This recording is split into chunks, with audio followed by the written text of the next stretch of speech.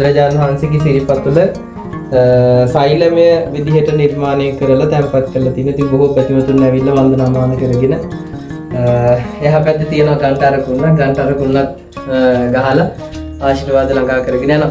ඉතින් guys අපි මේ යන ගමන් ඉන්නේ දැන්. ස්වාමීන් වහන්සේ තව මල්ලි කෙනෙකුත් තාම අපිත් එක්ක යන්න. ඉතින් අපිට මේ කන්දර තමයි යන්න තියෙන්නේ. සෑහෙන උසයි. මේ තමයි තරහල් පාන කන්ද පිළිබඳව ලියවිලා තියෙන සෙල්ලිපිය. දැන් සෑහෙන කාලයකට කලින් කියපු එක. මේකේ කල්යාණ බිස වැඩ ඉන්නකොට කල්යාණ බිසවට දේවාලේ වන්දනාමාන කරන දේවාලේ හදලා දුන්න එක පිළිබඳව එහෙම මේකේ ලියවිලා තියෙනවා කියලා තමයි පුරාණේ සඳහන් වෙන්නේ.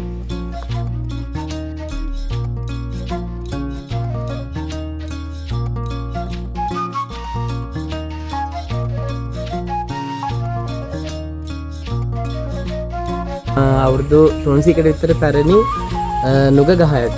Hi guys. ඉතින් ඔන්න travel හන්දිය අදත් ආවා ලස්සන සුන්දර තැනකට. ඉතින් මේ ඇවිල්ලා තියෙන්නේ පූජ්‍යනාත්යෙන් ඉහළම තියෙන කවුරුත් දන්නේ නැති තැනකට. මහනුවර සෙන්ගඩගල පුරවරේ තමයි මම ඉන්නේ. ඉතින් මම දැන් මේ ලස්සන කෙත්තොල්සි ආයෙමදි යන්න හදන්නේ පුංචි ශ්‍රීපාද ස්ථානයේ වැඳ පුදා ගන්න. ඉතින් ඔයාලා බලන්න ඇති කොහෙන්ද මේ පැත්තේ ශ්‍රීපාද ස්ථානය කියලා. සමහරවිට අහලා නැතුව ඇති. එහෙම නැත්නම් මේ තැනට කියනවා අපි හිල්ටොප් ටෙම්පල් කියලා. ඉතින් ලස්සන කඳුකර එක තමයි පිටලා තියෙන්නේ. ඉතින් ගයිස් ඔයාලට පේනවා මේ මෙතන තමයි අපි යන්නේ. මේ කන්දේ තමයි පුංචි ශ්‍රීපාද ස්ථානේ උඩ පිටලා තියෙන්නේ. ගන්ටාර කුල්ලක් තියෙනවා. සමහරට ගයිස් ඔයාලට පේන්නේ නැතුව ඇති කැමරා කාචයට. මම ඉතින් දැන් උඩටම යන්න තමයි හිතන් ඉන්නේ. ඉතින් ඒ උඩටම යනවා. ඉතින් ඒ උඩටම ගියපුවාම මම පෙන්නන්නම් ගයිස් ඔයාලට සුන්දරත්වය. ගයිස් වීඩියෝ එක බලන්න කලින් මතක් කරන්න තාමත් මේ වීඩියෝ එක බලන ඔයා channel එක subscribe කරලා නැත්නම් මතක් කරලා travel හන්දි YouTube channel එක subscribe කරලා තියාගන්න. ඉතින් එහෙනම් subscribe කරොත් විතරයි මේ වගේ ඔයාලා දැකලා නැති ඉතින් ලංකාවේ තියෙන ලස්සන හැංගිච්ච තැන් ගැන ඔයාලට දැනගන්න පුළුවන් වෙන්නේ. කුංචි ශ්‍රීපාද ස්ථාන ආйти මෙතන ධර්මකර විහාරය කියලා තමයි කියන්නේ. ඉතින් ඒ විහාරාධිපතිත් මම හම්බ වුණා. ඉතින් හම්බෙලා ගොඩක් දේවල් අහගත්තා. ඉතින් එව්වත් ඔයාලට කියලා දෙන ගමන් අපි පටන් ගමු පුංචි ශ්‍රීපාද ස්ථානයේ කරුණා කරන්න.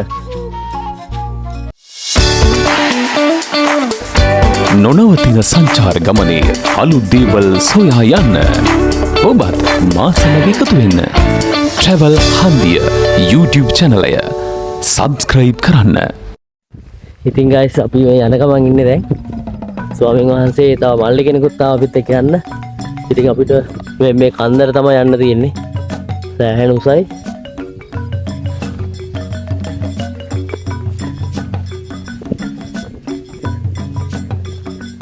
ලස්සන වෙලා යම්මදී මෙහෙම යන්න තියෙන අපිට.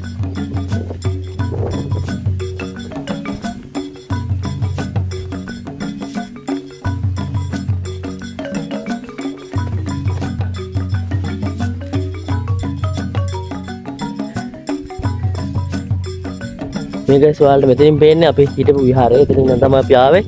ධර්මකර විහාරය. එහෙම නැත්නම් අපි කියන මේකට උඩුතිනි විහාරය කියලා නේද ස්වාමීන් වහන්සේ?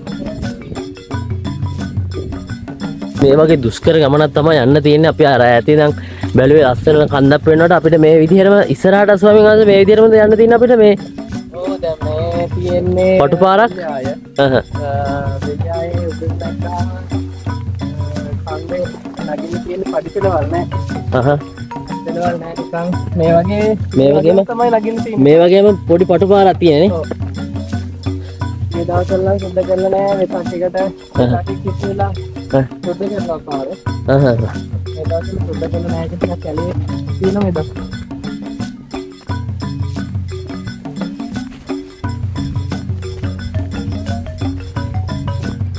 පාර මේ විදිහට වුණාට guys ඇත්තටම හරිය සුන්දරයි. ඉතින් බලන්න මේ පැත්ත හරිය ලස්සනට පේනවා. අපි ඇවිදගෙන ආව පාර. මේකෙ දිගේ මේ අයිනෙන් තමයි අපි මේ ඉන්නේ.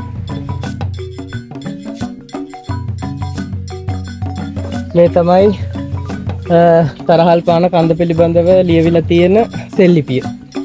දැන් සෑහෙන කාලයකට කලින් කියපු එක.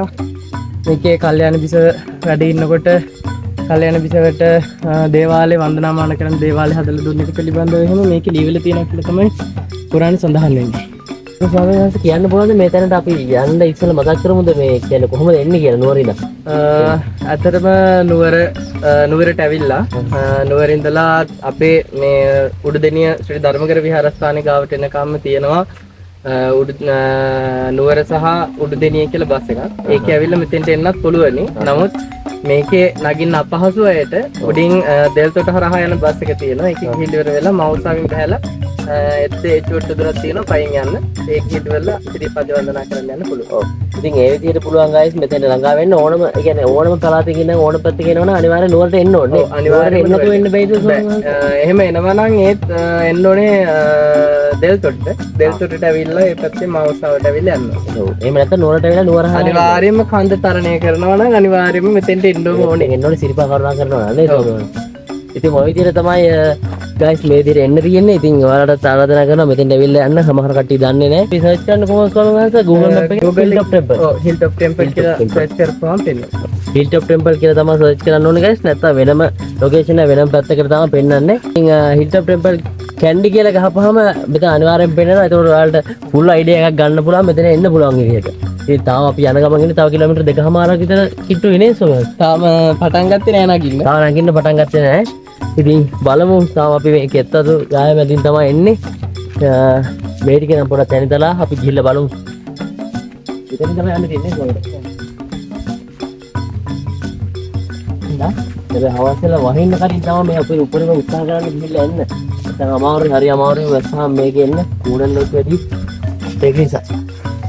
ඉතින් ගායස් අපි ටිකක් දුර ආවම වඩිපැල් නැගගෙන දැන් මේ මෙතන අපි මේ ඉන්න තැන ඉඳන් තමයි ආරම්භය තියෙන්නේ පුංචි ශ්‍රීපාදේ. දැන් දුරක් තියෙනවා.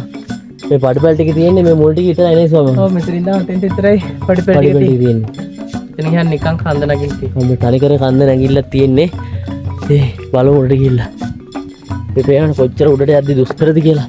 තනිකරම සාමාන්‍ය අපි කැලේකට යනවා වගේ පොඩි පටු පාරක් තමයි තියෙන්නේ. ගොඩක් කට්ටිය මේකේ උඩට යනවා නේද ස්වාමීන් වහන්සේ? මේ ගොඩක් අය නගිනවා. ඒ කට්ටියකට තමයි ගොඩක් අය යන්නේ. ඔව්. ඉතින් සමහරවිට කියන විදිහට වෙසක් කාලේට ගොඩක් කට්ටිය මේ පුංචි ශ්‍රීපාදේ කරුණා කරනවා කියලා කියනවා.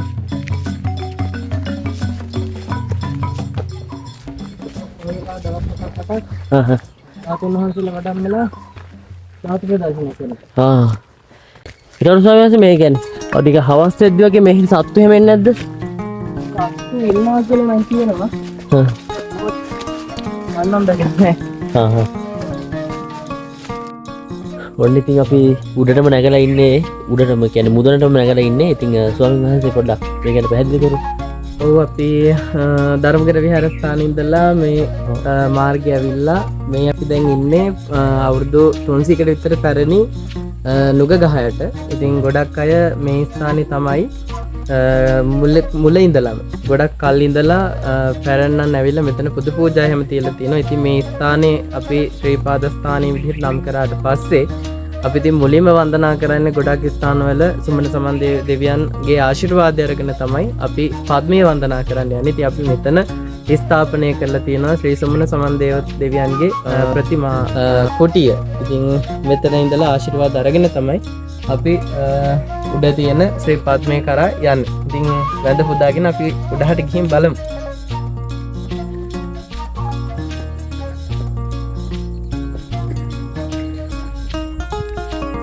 මේකේ කලින් ලොකු සායනාංශේ මේ ස්ථානෙට වැඩම කරනකොට මේ ඔක්කොම තනිකර මේ වල් වලින් පිරිච්ච තැන.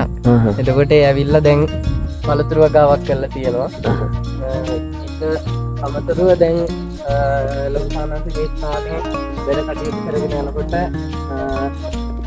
මේකේ අටවිසි බුදුරජාණන් වහන්සේලාගේ කුටි නිර්මාණය කරලා තියෙනවා.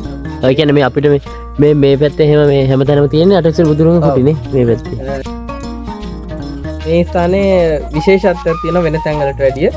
ඒ තමයි මේ බුදුරජාණන් වහන්සේලා බුද්ධත්වයේ ලැබපු බෝධිය පිට දුන්න බෝධිය ඒ බුදුරජාණන් වහන්සේලාගේ කුටිය පිටිපස්සෙම රෝපණය කරලා තියෙන එක විශේෂත්වයක්. වෙන කොහෙවත් සාමාන්‍යයෙන් දකින්න නැති කලාතුරකින් දකින්න තියෙන දෙයක් තමයි මේ වගේ සිද්ධාන්තයක්.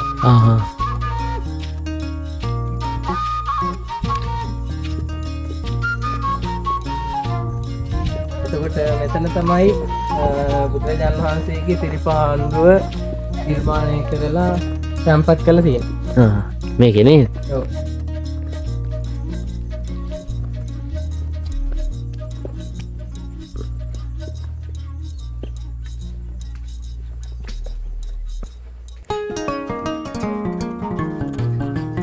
මෙතන බුදුරජාණන් වහන්සේගේ සිරිපතුල සෛලමය විදිහට නිර්මාණය කරලා තැන්පත් කරලා තියෙන. ඉතින් බොහෝ ප්‍රතිමතුන් ඇවිල්ලා වන්දනාමාන කරගෙන එහා පැත්තේ තියෙන ගන්ටාර කුල්ලක් ගහලා ආශිර්වාද ළඟා කරගෙන යනවා. ඉතින් අපි ගන්ටාර කුල්ල පැත්තට ගිහින් බලමු.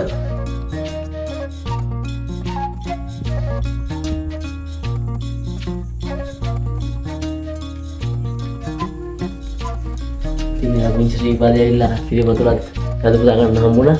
මෙතන ඉඳන් පේන්නේ මොනවද බලන්නේ අපිට මේ හරිය බලනකොට ලස්සනයි ඉතින් කටු බලන්න තියෙනවා. ඒ වගේම අර එහා පැත්තෙන් පේනවා වික්ටෝරියා ජලාශය. ඒ කියන්නේ එහා පැත්තෙන් පේන වික්ටෝරියා කියන්නේ. ඔව් ඒ වික්ටෝරියාම තමයි. ඒ කෑල්ල. හුන්නස්ගිරියේ කන්ද. ඔව් දැන් මිදුවේ වැහගෙන එන්නේ නේ. ඔව් වැහගෙන ඊළඟට මේ පැත්තෙන් තියෙනවා මේ හරියට චෛත්‍ය කීපයක් තියෙනවා. එතකොට අඟුරංකිත ත්‍රිකිල ගස්කට පැත්ත තමයි අර තියෙන්නේ.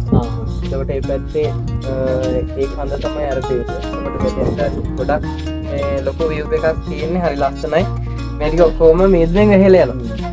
හරි ලස්සන සුන්දර ප්‍රදේශයක් ගයිස්. ඉතින් කැමරාවට පේනවද දන්නේ නැහැ. චෛත්‍ය වලින් වැහිලා තියෙන සෑහෙන චෛත්‍ය ගොඩක් තියෙනවානේ. ගණන් කළොත් සාමාන්‍යයෙන් 10කට කිට්ටුවෙන් තියෙනවානේ ස්වාමීන් වහන්සේ. ඉතින් හරි ලස්සන පැත්තක්. හිතන්න බෑ දැන් මේ මලුවට ආපුවම අර පැත්තෙන් අපි නැගගෙන ඇවිල්ලා මෙතන හිතන්න බෑ නිකන් මේ පාර අයිනක තියෙනවා වගේ මේකක් තියෙන්නේ නේ ස්වාමීන් වහන්සේ. හරි ලස්සනයි. ඉතින් ස්වාමීන් වහන්සේ කිව්වා වගේ අටසිය බුදු නිර්මාණය කරලා තියෙන ඉතින් සිරිපතුලත් වෙනවා. ඉතින් ඔයාලට පුළුවන් අද පුදා ගන්න එන්න මේ පැත්ත. හරි ලස්සනයි මේ වටපිටාව ටිකක් තනිකර ආයෙත් මේ අරිත කන්දකින් වට වෙලා තින්නේ. ඔව් මේක පැත්ත සම්පූර්ණම ගොඩක් තියෙන ඉතින් අර වනාන්තරය වගේ ගස් කොළන් වලින් පිරිච්ච ස්වභාවික සෞන්දර්යයක පිහිටිච්ච තැනක්. ගොඩක් කට්ටිය ඇත්තටම දන්නේ නැහැ මේ වගේ තැන යන්නේ. ගොඩක් අය දන්නේ නැහැ. ඉතින් මේක තාම අලුතෙන් හදාගෙන යන තැන. ගොඩක් මේ ප්‍රසිද්ධ ස්ථානිකුත් නෙවෙයි. නමුත් බැතිමතුන් ඇවිල්ලා වන්දනාමාන කරගෙන යනවා. ඒතකොට අර සිරිපාදේ වගේම තමයි මේකත් දැන් එකපාරක් වන්දනා කරනවා එකපාරක් ගහන්නේ නේ. ඔව් සාමාන්‍යයෙන් අපි සාමාන්‍යයෙන් ඉන්න තා කට්ටිය නම් ඉතින් නිතර දෙවෙලේ 4ක් ගහනවා. තුන්වන්ට 3ක් ගහලා එකක් සිරිපතුලට නාද කරනවා. එහෙම තමයි මේකේ වෙන්නේ. ඔව් මේකේ වෙන්නේ එහෙම. එහෙනම් ඒතකොට 4ක් නාද ගන්නවා නේ. ඔව්. මේක තෙලේ ගහන්නේ.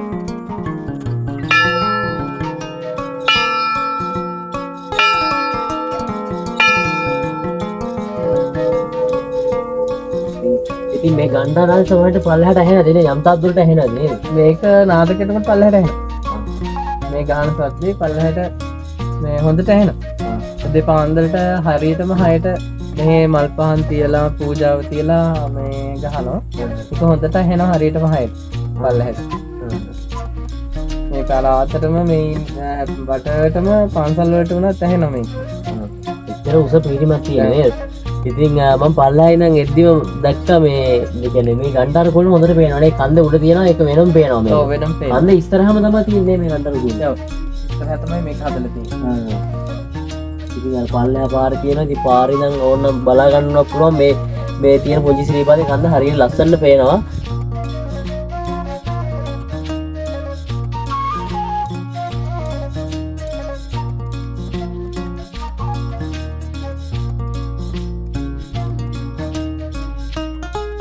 ඉතින් ගයිස් ඔන්න ඔය විදිහට තමයි අපි පුංචි සිරිපාදේ කරුණා කරන්න ආවේ. එක්ක ස්වාමින් වහන්සේ එතකොට තව මල්ලි කෙනෙකුත් ආවා. ඉතින් යාලා තාම මට මග පෙන්නවුවි. ගමන පොඩ්ඩක් දුෂ්කරයි. නමුත් උඩට ආවට පස්සේ මළුව උඩට ආවට පස්සේ මාරම හිතට නිදහසක් දැනෙනවා. හිතට සිසිලසක් දැනෙනවා. දැන්ද කියනවා හිල් ටොප් ටෙම්පල් කියනවා. එහෙම නැත්නම් ඔයාලට පුළුවන් පුංචි සිරිපාදේ කියලා හොයන් එන්න. කන්දට කලින් ඉඳන්ම කියන නම තමයි තරහල්පාන. තරහල්පාන කන්ද කියලා තමයි මේකට කියන්නේ. ඓතිහාසික පුරාවෘත්ත මේ ගල හා සම්බන්ධ බැඳෙන එහෙම නැත්නම් කන්ද හා සම්බන්ධ බැඳිලා තියෙනවා. ඉතින් ඔයාලට එන්න කියලා ආරාධනා කරනවා. මෙතන තියෙන ගලින් නිර්මාණය කරපු පුංචි ශ්‍රීපාදයෙන් අඳ පුදා ගන්න. තවල් ලස්සන. ඔයාලා දන්නේ නැති අමුතුම තැනක් කරගෙන ඉක්මනට මාලා ගාවට එන්න. ඉතින් ඒතකම් පරිස්සමෙන් ඉන්න. මතක travel hub YouTube channel එක subscribe කරන්න අමතක කරන්න එපා. තවත් අලුත් වීඩියෝ එකකින් ඉක්මනට හම්බෙමු. ජය වේවා. නොනවතින සංචාර ගමනේ අලුත් දේවල් සොයා යන්න ඔබත් මා සමග එකතු වෙන්න Travel Handiya YouTube channel එක subscribe කරන්න.